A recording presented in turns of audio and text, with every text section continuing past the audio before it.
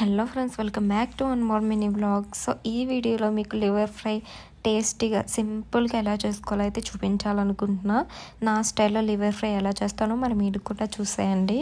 So first అయితే లివర్ని బాగా క్లీన్గా వాష్ చేసుకోవాలి.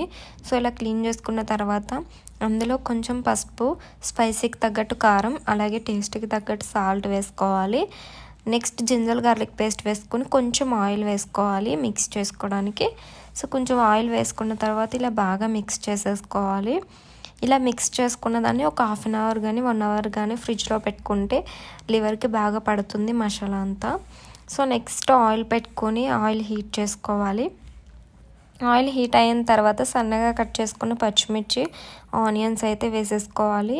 సో ఇలా బాగా ఫ్రై అవ్వాలి. కొంచెం గోల్డెన్ కలర్లో వచ్చిన తర్వాత మనం ముందుగా కలిపి పెట్టుకున్న లివర్ని అయితే ఆనియన్స్ దగ్గర వేసేసుకోవాలి.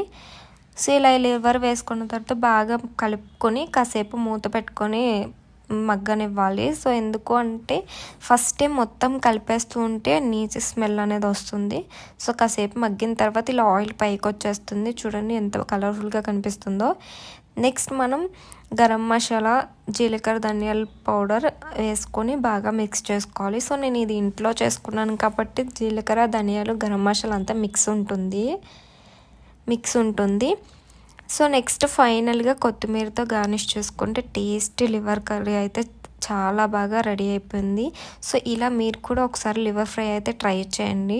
మరి ఎలా వచ్చిందో నాకు కామెంట్లో అయితే అస్సలు చెప్పడం మర్చిపోద్దు. అలాగే మన ఛానల్ని ఫస్ట్ టైం చూస్తున్నట్టయితే ఛానల్ అయితే సబ్స్క్రైబ్ చేసుకోండి. అలాగే ఈ వీడియో నచ్చినట్టయితే లైక్ చేసి షేర్ చేయండి. మరి మీరు కూడా ఈ లివర్ ఫ్రైని ట్రై చేసి ఎలా వచ్చిందో కామెంట్లో అయితే చెప్పడం మర్చిపోవద్దు.